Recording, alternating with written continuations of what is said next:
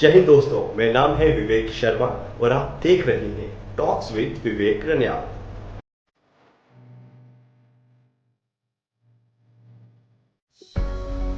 किसी ने खूब कहा है, मंजिल मिल ही जाएगी भटकते भटकते ही सही, गुमराह तो वो है जो घर से निकलते ही है। जी हाँ दोस्तों, आपका स्वागत है आज के पॉडकास्ट में। और आज के पॉडकास्ट में हमने बात करी अचीवर इंस्टीट्यूट जम्मू के चेयरमैन श्री सुप्रीत गुप्ता जी से और उनसे जाना कि कैसे करें गवर्नमेंट जॉब की प्रिपरेशन, क्या माइंडसेट होना चाहिए, कैसे डिसिप्लिन रहना है और कैसे अचीव करने हैं गोल्स।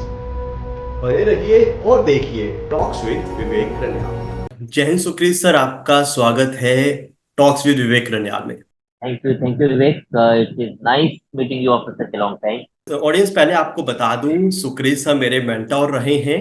सुक्रीत सर जम्मू कश्मीर के one of the finest mathematics के टीचर हैं। ये अपना इंस्टीट्यूट चलाते हैं, बहुत बढ़िया साइकिलिस्ट हैं, मैराथन रनर हैं, बहुत सारे मेरे जैसे स्टूडेंट्स के मेंटोर हैं, फ्रेंड हैं और हमेशा स्टूडेंट्स के साथ खड़े रहते हैं कोई भी सिचुएशन हो।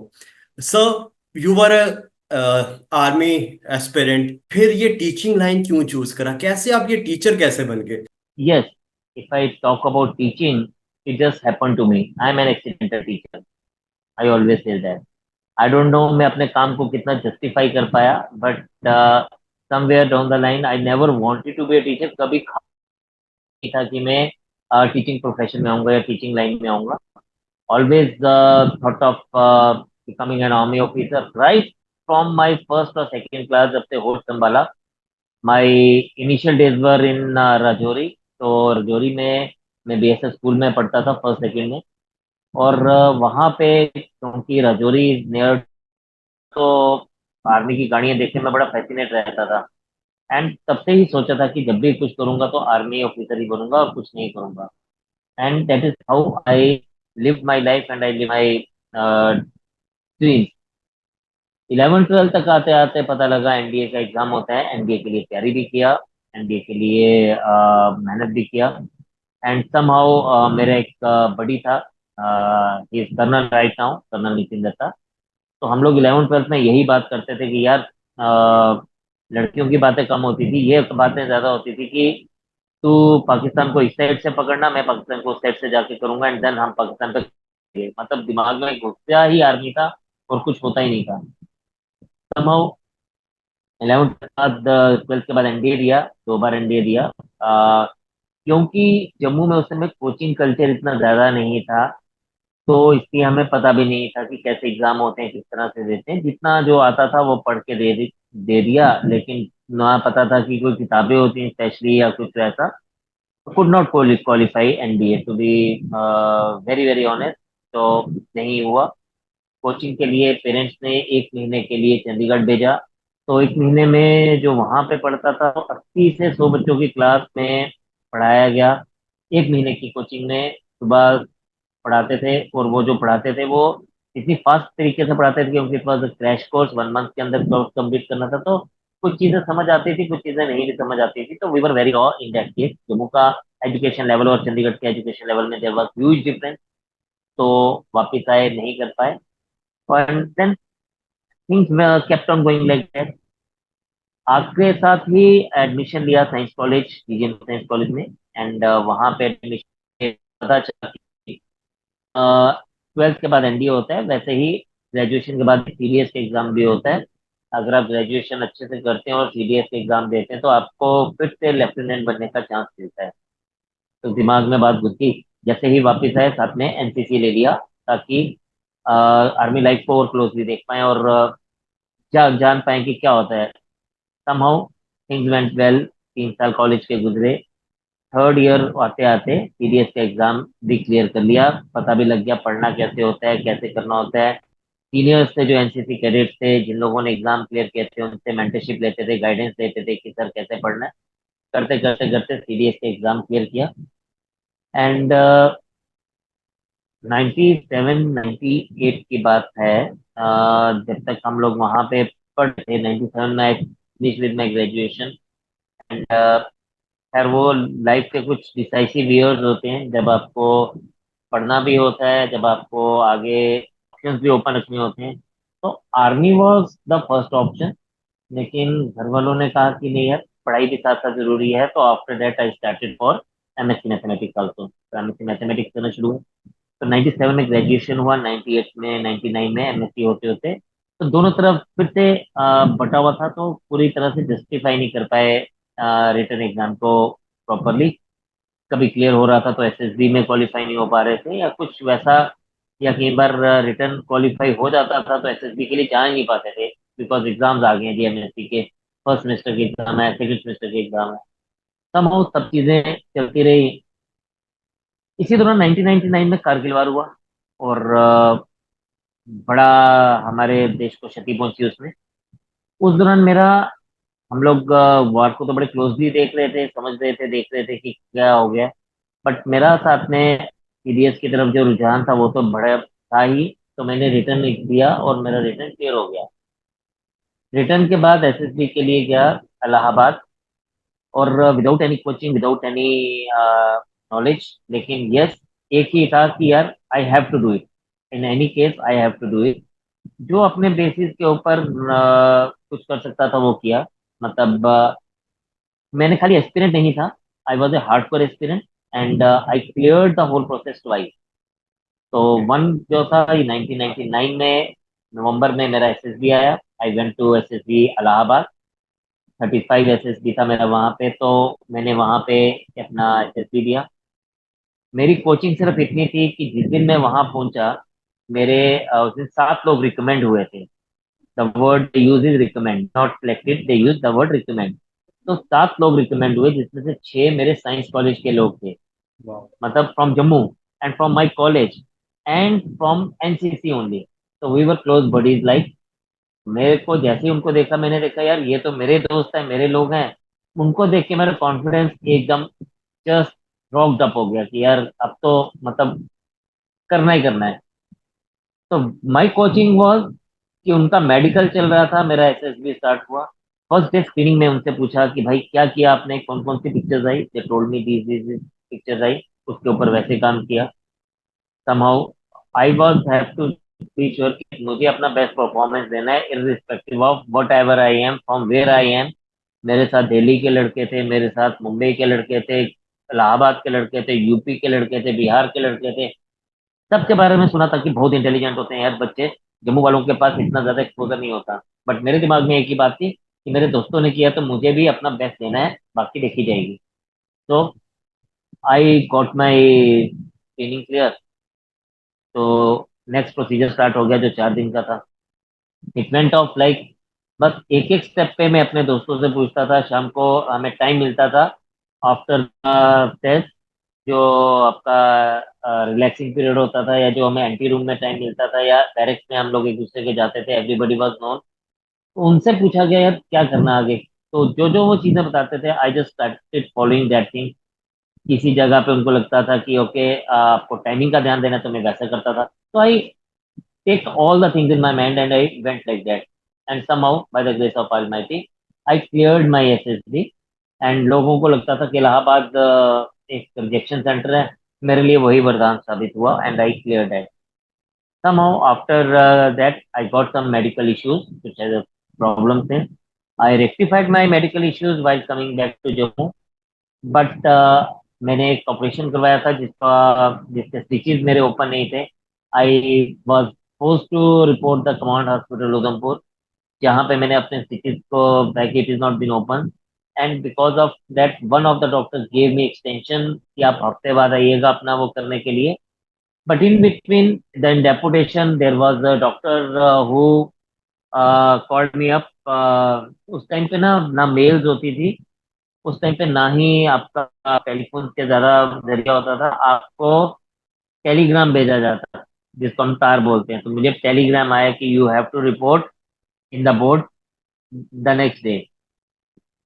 शाम को आया और मैं वापस चला गया वहां पे। Then I met with that deputation doctor। I told him कि I was being given extension। He didn't agree to my point of view। And इसने कहा कि partner, such type of extensions do not go in army। So I'm so sorry। तो आई did it to him like anything. He said, this is a matter of my career and this was my dream. I wanted to go for this. And he said कि यार आप बाजार में टमाटर लेने जाते हो, अगर टमाटर सड़ा हुआ हो तो आप लोगे. That is what he said to me. So I told him कि sir, tomato cannot be rectified, but whatever the ailments was told to me, I am rectified now. I got operated myself. So he said, partner, you will come to know. This was the word he used, and that's it.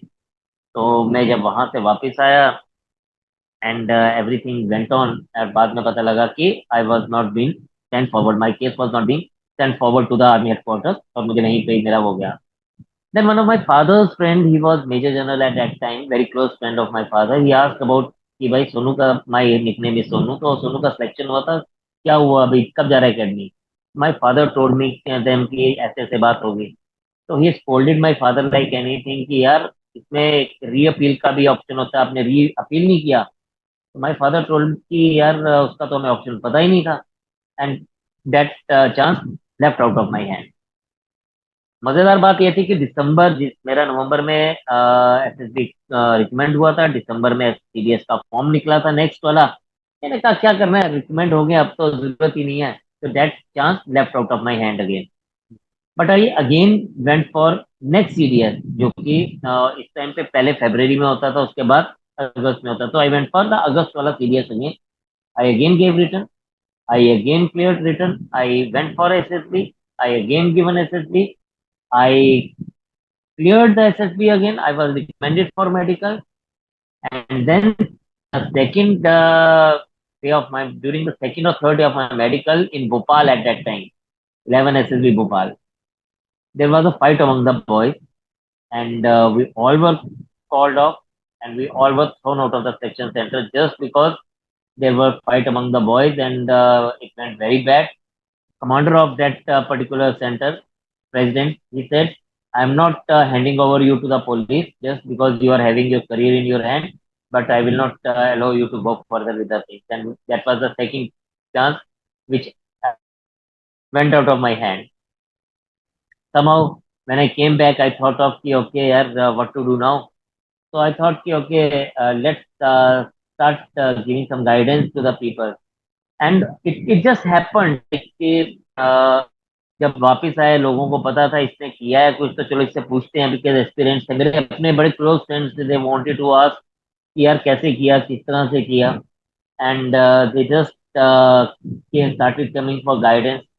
And वहां से एक मेरा एक friend था, he was in Mumbai, he was doing MBA, and he eventually came back to Jammu. उसने कहा यार तेरी एक्सपर्टाइज है, मेरा बिजनेस आइडियाज हैं, let's club together, let's open up an institute for this. तो मैंने कहा कि यार मतलब मैं ठीक है, अपने लिए तो सबको आता है, लेकिन किसी को बताना इज बिट डिफिकल्ट. कहता नहीं नहीं, you will be able to do that. And somehow in the mean time ना, ड्यूरिंग दैट टाइम मैं एक इंस्टीट्यूट में वैसे ही जा रहा था जस्ट फॉर एक वो होता है ना, 20 22 साल की उम्र कुछ ऐसी होती है कि आपको लगता है आप बड़े हो गए हो, अब आपको माँ बाप के ऊपर बोझ नहीं बनना है, कहीं ना कहीं चलो पॉकेट मनी ही अपनी कमा पाए तो वही बहुत है. तो that is how it happened actually. तो मैंने एक इंस्टीट्यूट ज्वाइन किया था जस्ट यार पॉकेट मनी मिल जाए, पापा मम्मी से मांगने की नौबत ना आए, मतलब जो भी अपने पेटी एक्सपेंसेस हैं वो मीट कर पाऊँ, लेकिन उनसे मांगना ना पड़े, मतलब थोड़ा शर्म आना शुरू हो गई. तो somehow I join that.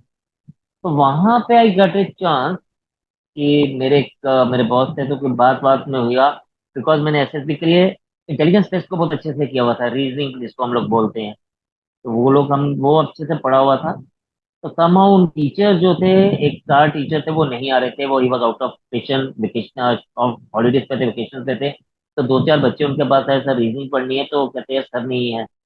तो I was sitting with my boss and I just casually said him कि सर रीजनिंग में क्या है, रीजनिंग तो हो ही जाती है, उसमें क्या करने की जरूरत है. तो ही आस्क्ड मी कि आपको आती है. मैंने कहा, हाँ sir, I have cleared it because मैं अभी एसएसबी दे के आया, तो मुझे तो अच्छे से है, तो आप पढ़ाओ. No sir, I am not able to, मेरे को अपने लिए आती है, किसी को क्या पढ़ाना है. कहते हैं, अच्छा आप ट्राई करो, 2 दिन आप ट्राई करो, अगर नहीं होगा तो we will take you back. ठीक है, if you are saying. I was 21 at that time, and my three students whom I taught, they were of 30, 31 years of age, like 10 years elder to me. And actually उनको किस लिए चाहिए था, because they have to go for their NET exam. NET में उनका अपना subject तो बहुत अच्छा था, बट नेट में एक पेपर ये भी रहता है जिसमें वो एप्टीट्यूड पूछते हैं, तो उस एप्टीट्यूड में देवर हैविंग प्रॉब्लम। तो उन्होंने कहा कि यार आप इनको पढ़ाओ। तो I started teaching them. somehow 2 दिन 3 दिन 4 दिन हुआ तो मतलब I started getting good vibes from them. They started solving the question, मुझे थोड़ा अच्छा लगना शुरू हुआ, सर को भी पता लगा। And then that is how my teaching journey started. मतलब this is where I started my teaching journey. मतलब सोचा नहीं था, बस ऐसे ही हो गया एक्सीडेंटली। जैसे तभी मैं बोलता हूँ I am an accident teacher. उस टाइम तो मुझे ऐसा लगता है 1997 98 या 2000 में उस टाइम स्टार्टअप वर्ड भी नहीं था जब आपने अपना एग्जैक्टली। ट्यूटोरियल तब शुरू करा, फिर आपने अचीवर शुरू करा। और मुझे लगता है आपने हजारों बच्चों को पढ़ा लिया है और अभी भी आपको लगातार बहुत सारी सिलेक्शन आपकी डिफेंस फोर्सेस में है, सैनिक स्कूल में बहुत सारे बच्चे, बैंक्स में है, डिफरेंट डिफरेंट ऑर्गेनाइजेशन में आपके पढ़ाए हुए बच्चे। सर आपको क्या लगता है जब आप तैयारी करते थे और जो अब बच्चे तैयारी करते हैं, क्या फोबिया या डर है प्रिपरेशन के लिए, और वो डर को कैसे निकाला जाए? देखें, देख जनरली क्या होता है कि जब बच्चा 20-21 साल की उम्र में आता है, जनरली कौन से लोग प्रिपरेशन के लिए जाते हैं, कौन से लोगों को नौकरी चाहिए।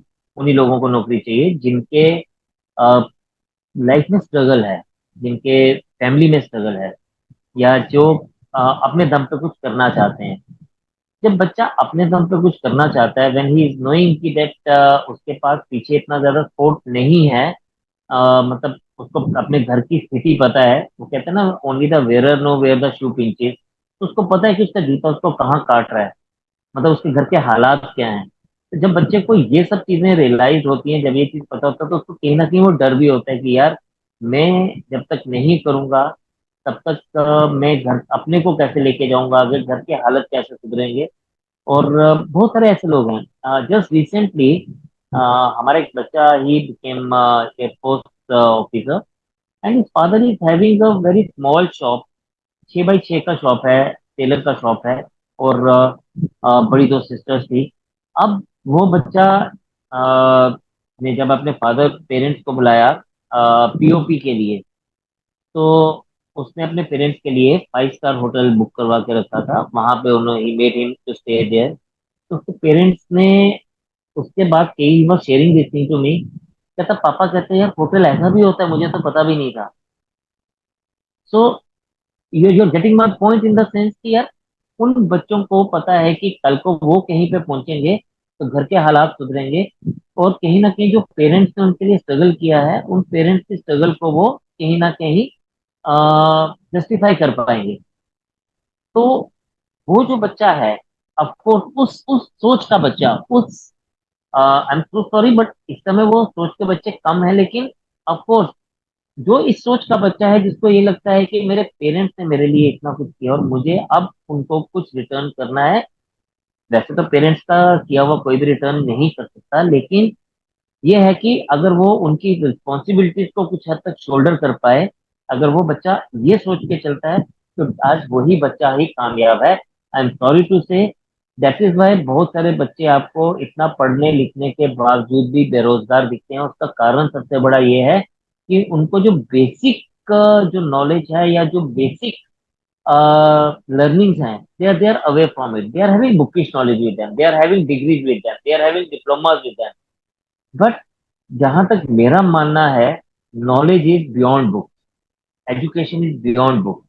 मतलब आपको अगर ये पता चल जाए कि मुझे समाज में किस तरह से रहना है, क्या चीज सही है क्या चीज गलत है, अगर आपको इस चीज की तमीज आ जाए, तो आपको कहीं पर भी पहुंचने से कोई भी नहीं रोक सकता।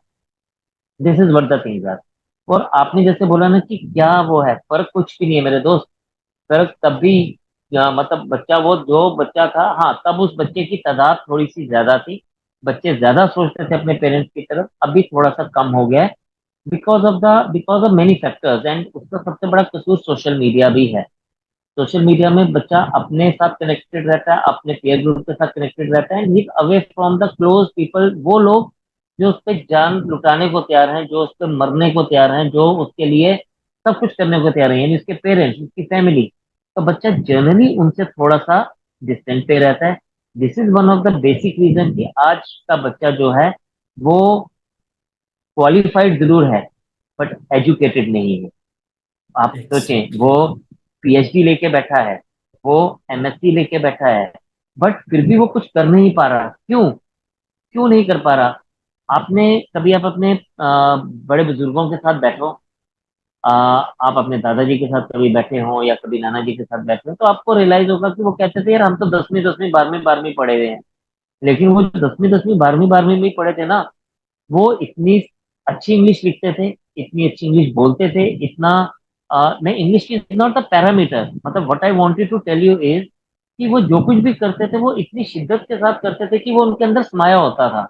और मैं ये बात कहता हूँ कि आज अगर आप उस जमाने के एक 10th क्लास के पास बच्चे को अगर आप बताएं, और आज के आप एक पोस्ट ग्रेजुएट, इंग्लिश में पोस्ट ग्रेजुएट बंदे को भी आप बिठा देना, तो you will feel the difference कि यार वो 10वीं वाला बच्चा उनसे बेहतर इंग्लिश लिख पा रहा था, इंग्लिश बोल पा रहा था और एक्सप्रेस कर पा रहा था। तो रीजन यही है कि अ, अभी बच्चा क्वालिफाई जरूर हो रहा है बट एजुकेटेड नहीं हो पा रहा। और जो बच्चा एजुकेटेड है, एजुकेटेड से मेरा मतलब वही है जो अपनी रूट्स के साथ जुड़ा हुआ है, वो बच्चा आगे भी जा रहा है। उस बच्चे को प्रेशर भी है, और वो बच्चा एक बार दो बार तीन बार उसके बाद वो अपने मंजिल को पाता ही पाता है। This is for sure, and I have seen uncounted cases like this. जो बच्चे के ऊपर कुछ प्रेशर नहीं है या जो बच्चा इन चीजों को नहीं सोचता, वो एक बार तैयारी करेगा और एहसान करेगा सबके ऊपर, टीचर्स के ऊपर, सोसाइटी के ऊपर, फैमिली के ऊपर कि मैंने तो पढ़ा था जी, अब उन्होंने मेरे को क्लियर नहीं किया, या मेरा सिलेक्शन नहीं हुआ, यार वहां पे पेपर लीक हो गया, या what ever be the case. But जिस बंदे को ये है, अभी हम लोग रिसेंटली देखते हैं ना, बहुत सारी जगहों पे आई थी कि पेपर लीक हो रहे हैं, उसके बाद बच्चे जो हैं कोर्ट केस कर देते हैं। लेकिन उसके बावजूद भी, सब रिलैक्सेशन लेने के बावजूद भी, वो बच्चे जिन्होंने केस किया होता है they are not able to clear the exam. वो बच्चा एग्जाम क्लियर करता है जो चुपचाप से अपनी तैयारी में लगा हुआ है। उसको पता है कि अगर ये एग्जाम अगर कैंसिल भी हुआ, मुझे अगला एग्जाम भी देना है, और वही एग्जाम नेक्स्ट एग्जाम वो देता है, उसी तैयारी को लगा रहता है और वो क्लियर भी करता है। तो दिस इज द थिंग। तो मेरा इन नटशेल यही कहना है कि जिस बच्चे को पता है कि उसके लिए वो नौकरी या वो पोजीशन कितनी जरूरी है, वो बच्चा मेहनत भी करता है, उस बच्चे को डर भी थोड़ा सा होता है, वो बच्चा फेल भी होता है लेकिन फिर भी लगा रहता है, कंसिस्टेंटली काम करता रहता है, इसीलिए वो सक्सेस भी पा लेता है। मतलब फोबिया या चैलेंज कुछ नहीं है। अगर आप अपने रूट्स के साथ जुड़े हो तो आप इजीली अचीव कर लेंगे चीजें।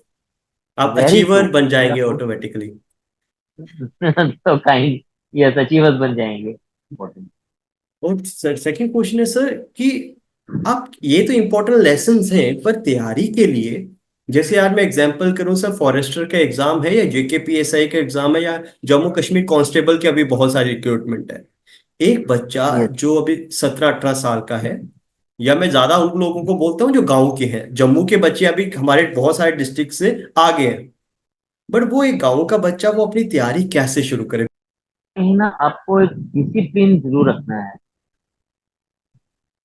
ओके। आपको डिसिप्लिन इन द सेंस, आपको पढ़ाई शुरू करनी है तो आपके लिए कोई और नहीं पढ़ेगा। This is only you who have to do it for yourself. आप ही अपने लिए कुछ कर पाएंगे, बाकी कोई और आपके लिए नहीं करेगा। सोर्सेज की कमी नहीं है आजकल, चाहे आप यूट्यूब लेक्चर्स को देख लीजिए, चाहे आप अदरवाइज नेट पे मटेरियल को देख लीजिए। There is no dearth of material and resources.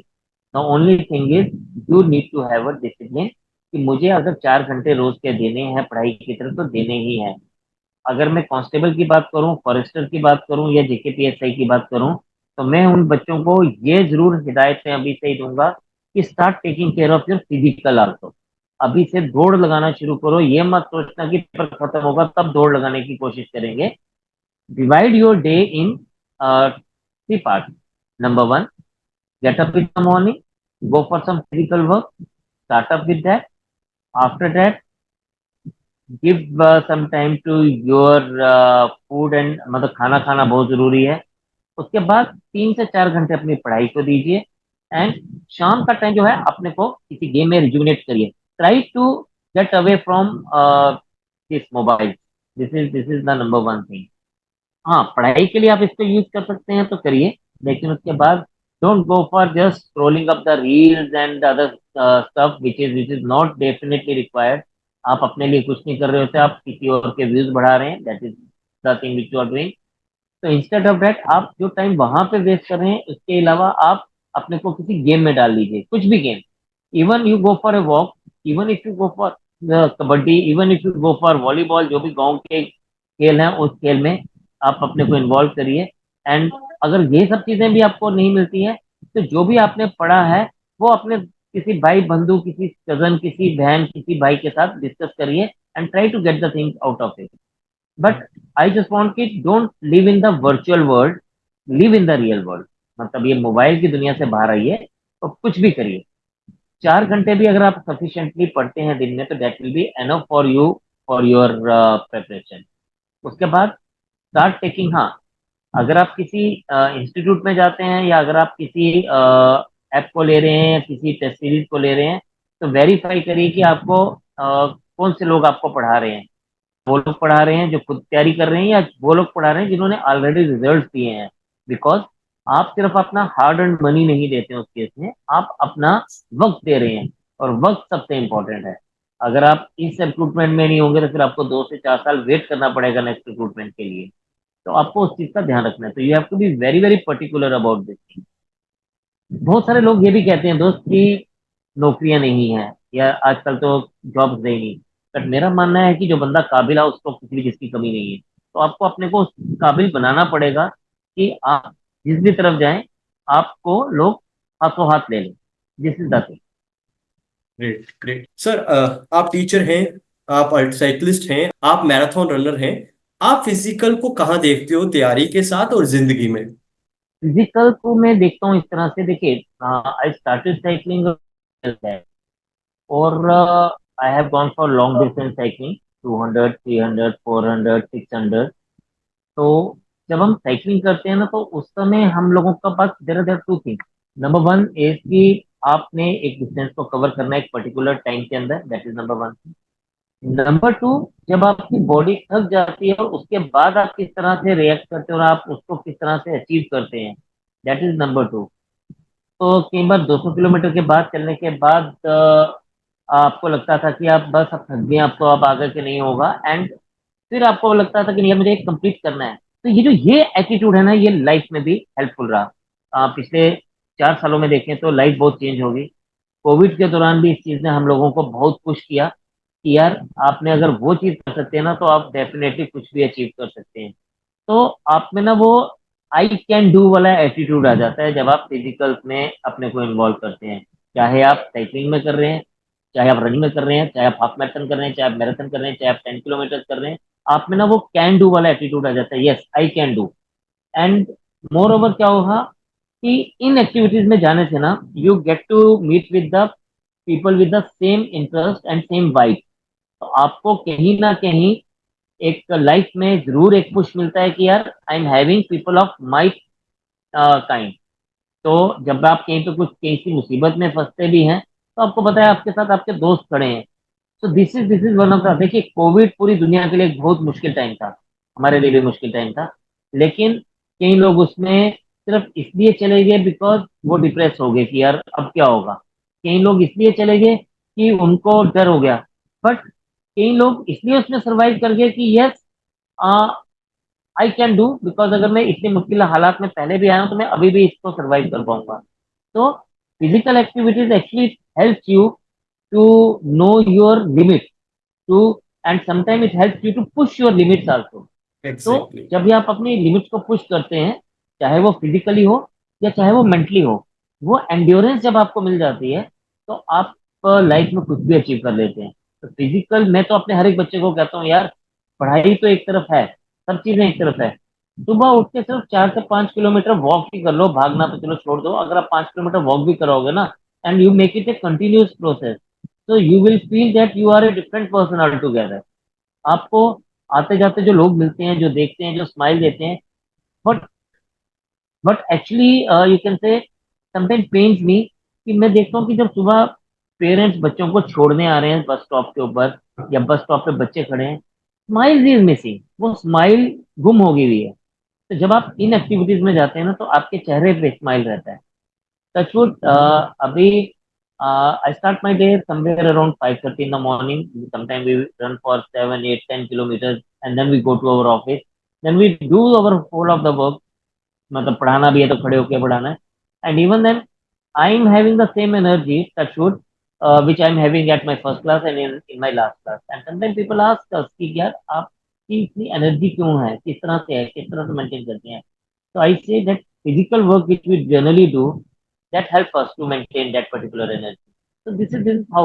And you will agree to me कि जो लोग भी फिजिकल एक्टिविटीज में हैं, जैसे आप भी हैं, तो ये आप भी फील करेंगे कि यार, and more over this will keep you away from other addictions.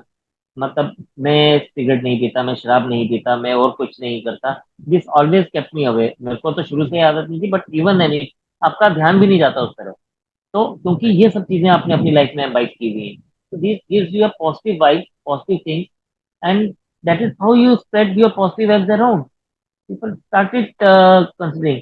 शुरू शुरू में जो लोग पागल कहते थे, अब वही लोग आके पूछते हैं कि सर कैसे करना होता है भैया, कैसे करना है भैया, स्टार्ट कहाँ से करना है भैया, किस एग्जैक्टली। तरह से होता है. तो that is how it generally goes. Covid में सर मैंने आपका एक स्टेटस देखा था। आई वॉज इन कठुआ, आप जम्मू में हो। आपका स्टेटस देखा, आप रनिंग कर रहे हो। तो आई स्टार्टेड, आप शायद वर्चुअल, उस टाइम हम घर से बाहर नहीं थे, आप छत के ऊपर ही राउंड लगाते थे। तो आप, मैंने इतना यस. किलोमीटर कर दिया। मैंने कहा मैं क्यों नहीं कर, क्रिस सर कर रहे हैं तो मैं भी कर सकता हूँ। आई स्टार्टेड रनिंग, 1 किलोमीटर से 2 किलोमीटर से 5 kilometre, 10, 21, 42, and I finish 80 kilometre सिर्फ आपकी वजह से। मुझे ऐसा लगता है एक टीचर जो होता है वो एक रोल मॉडल है। और जितने भी टीचर्स हैं पूरे इंडिया में, अगर वो अपने हट के कुछ काम करें तो बच्चे इंस्पायर होंगे और वो बहुत आगे बढ़ते हैं। आज मैं, जब जब मैंने 3-4 साल पढ़ाया, तो मेरे आज जो स्टूडेंट्स हैं वो मुझे कहते हैं सर, वो ग्राउंड में मिलते हैं, सर वो मैं ना आपकी वजह से रनिंग करता हूँ। तो मुझे लगता है मैंने सुक्रीत सर की वजह से करा, और आज मेरे जो स्टूडेंट्स हैं वो मेरी वजह से करें सर। वो एक चेन अरे जुड़ती वाह. जाती है, वो एक चेन जुड़ती जाती है, और एक अलग ही ओरा आ जाता है सोसाइटी में, और यही सबसे बड़ी चीज है। This is required. And sir last में मैं आपको एक ही चीज कहूंगा कि आप स्टूडेंट्स को क्या मैसेज देना चाहेंगे जो प्रिपरेशन कर रहे हैं या नहीं कर रहे। एक सिंपल, जो यूथ है उसको अपनी लाइफ को किस ढंग से आगे बढ़ाना चाहिए। सुक्रीत सर की, वो 21 साल का लड़का जब वो पढ़ाना शुरू करा था, आर्मी से आउट हुआ, मेडिकल आउट हुआ, दूसरी बार किसी की वजह से आउट हुआ। उस टाइम पे भी आप पक्का डिप्रेशन जोन में भी होंगे। आप वहां से निकले, या जो आजकल के लोग कहते हैं डिप्रेशन, आप नहीं हो, पर हमारे जो आजकल के लोग कहते हैं मैं डिप्रेशन में हूँ। तो आप उन यूथ को जो स्टार्टअप करना चाह रहे हैं, या डिफेंस फोर्सेस की प्रिपरेशन कर रहे हैं, या बहुत बार फेल हो चुके हैं, तो सुक्रीत सर का, जो 21 साल का सुक्रीत सर हैं आज से बहुत साल पहले, वो उस अगर उस शूज में हो तो आप क्या बोलेंगे, अपने दोस्तों को क्या एडवाइस करेंगे? देखिए जी, एट द रिलेटिव बात सही है आपकी. खैर, life is full of you know success and failure. Trust and trust होते हैं. कहते हैं अगर लाइन सीधी हो जाए तो बंदा भी मर जाता है, मतलब इसी तरह से ना. तो जनरली क्या है कि मेरे हिसाब से डिप्रेशन जो है ना, ये एक जो वर्ड बनाया गया है, it is hyper word use करते हैं बच्चे. जस्ट शायद पता नहीं क्या साउंड करने के लिए. मुझे लगता है कि एक 21, 22, 23 साल के बच्चे के में डिप्रेशन नाम की चीज होनी ही नहीं चाहिए, या होती ही नहीं है, होती भी नहीं है. मतलब उसका क्यों, उसका कारण क्या है? खाना पीना रहना सब माँ बाप उसका देख रहे होते हैं. उसको कुछ अपने से कुछ नहीं करना है, टू बी वेरी ऑनेस्ट. हमारी सोसाइटी, जब तक आपकी शादी नहीं है तब तक आपके पेरेंट्स में इतना वो होता है कि वो आपको लेके चलते हैं. तो 21, 22 साल एग्जैक्ट। की उम्र में उसको पेरेंट्स एक ही चीज चाहते हैं कि अभी कॉलेज से बाहर निकला है, इसको 2-3 साल इसको काम करना है, इसको कुछ बनने के लिए हमने पुश करना है. तो आपके पास वो नहीं होता. आप ऑफिस नहीं जा रहे हैं, आपको सिर्फ पढ़ाई करनी है. आप यस, डिप्रेशन आपको डिफरेंट तरीके के हो सकते हैं उस टाइम पे. मतलब वो एक उम्र ऐसी होती है, एक चंचल उम्र होती है, ऑफकोर्स थोड़ा सा अट्रैक्शन भी रहता है टूवर्ड्स अपोजिट सेक्स. तो वो एक अलग चीज है. लेकिन पढ़ाई और करियर को लेके अगर आप अपने को कंसिस्टेंटली 1 से 1.5 साल दे दें, सिर्फ 1 से 1.5 साल कंसिस्टेंटली करियर की तरफ दे दें, कुछ भी करना हो अपनी जिंदगी में, मैं मेरा मानना है डैम होता है ना, डैम डैम के पीछे एक पानी रुका होता है, वो उसकी पोटेंशियल एनर्जी है। और जब आप उसको टरबाइन पे फेंकते हैं तो वो काइनेटिक एनर्जी में चेंज होके बिजली बना देती है। तो हर एक बच्चे में वो पोटेंशियल एनर्जी है। अब आप उसको काइनेटिक एनर्जी में कैसे कन्वर्ट करते हैं तो आपके ऊपर भी कुछ हद तक डिपेंड करता है। आपको बस ये सोचना है कि yes, I have it in me. If you think that you have it in you, nobody can stop you. लेकिन यस, एक बात मैं मानना चाह यहाँ पे एक जरूर बताना चाहूंगा। अभी क्या होता है कि जब प्रेपरेशन मोड में बच्चा होता है, आ, हर एक बच्चे की अपनी स्ट्रेंथ है। For example me as a student, my strength was, अगर मैं प्रिपरेशन करता हूँ तो mathematics was my strength, reasoning was my strength, but history was my weakness, political science was my weakness. तो मेरे को उस तरफ अट्रैक्शन ही नहीं होता था उस सब्जेक्ट के लिए। तो मेरा मानना ये है, same is the case, it could be possible with people who are from humanities background, जिनको मैथ से डर लगता है। रीजनिंग से थोड़ा सा प्यार हो जाता है, लेकिन मैथ से डर लगता है। बट उनका हिस्ट्री, पॉलिटी, ज्योग्राफी इतना अच्छा होता है कि वो उसको स्ट्रेंथ बना सकते हैं। तो you have to identify your strength, you have to identify your weakness. Strength को और स्ट्रांग बनाना है, वीकनेसेस पे थोड़ा सा काम करना है, ताकि आपकी जो हिंड्रेंस है वो आपको कहीं पर भी ना रहे। आप उसको हमेशा एक अच्छे तरीके से फ्लाइंग कलर से उसको पार कर पाए। बस इतनी सी बात है। बट मेरा लास्ट में यही कहना है, अगर आप किसी भी गोल की तरफ मैक्सिमम मैक्सिमम टाइम बता रहा हूँ, 1.5 साल की भी मेहनत अगर आप अपनी लेके चले मैक्सिमम, मिनिमम ये 6 से 8 महीने में बड़े आराम से हो जाता है।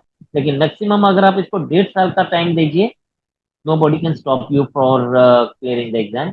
1.5 साल का अगर आप अपने को कंसिस्टेंटली टाइम दीजिए, लेकिन उस 1 साल में आपको सोते जागते उठते भागते खाते पीते रोते हर टाइम पे आपको अपना गोल ही दिखना चाहिए, और कुछ नहीं दिखना चाहिए। No friends, no girlfriends, no parties, no marriage, no birthdays, nothing, no phone, just you and your goal. अगर आप ये 1.5 साल की तपस्या कर लें तो आपके अगले 40 साल जो है ना, वो आपके हिसाब से चलेंगे। Nobody can stop you for that.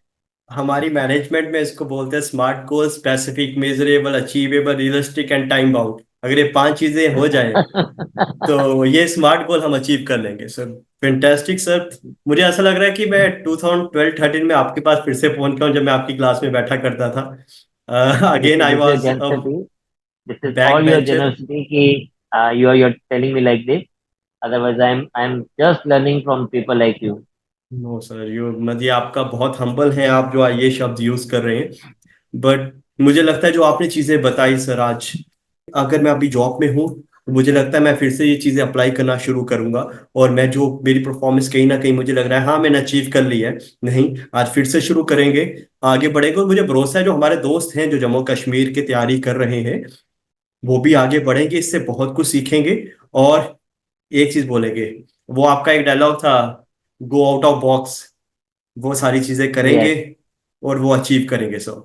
तो thank you very much sir, and thank you it सुक्रिय was it sir. Was really nice interacting you. And I wish you all the very best. May you progress the big time in your life, and you reach new skies. And whenever we meet you, we just raise our head like this and we see you like that. Thank you God bless sir, you thank you and very, see you. Jai thank Hind. You sir. जय Hind sir.